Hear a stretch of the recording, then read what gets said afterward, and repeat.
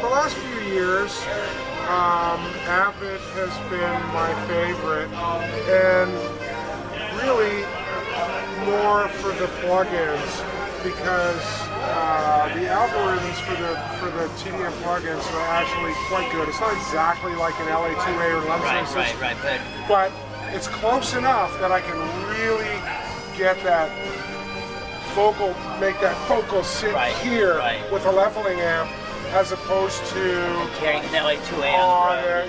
Yeah.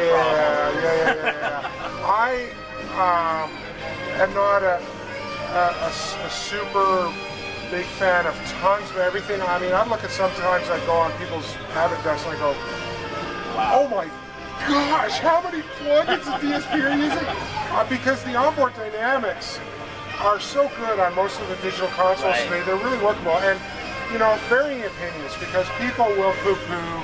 You know, everybody has their opinion. Like, I hate 5Ds, and the Yamahas. To me, the digital consoles are just like the analog bus. They all have their own flavor. Right. And it's all about how you approach it and getting to know where that spot is in the head amp, how to maximize the bit rate conversion of the A to D converter, and get the tone before you push the fader up. Right. I had a one-off years ago at Reliance Stadium with King and Rich for a rodeo, and Howie Lindemann of Midas was there with the XL8. I only spent a couple hours on it in a shop, just listening to it. Right. And they said, well, since we're not caring for that show, do you want to use it?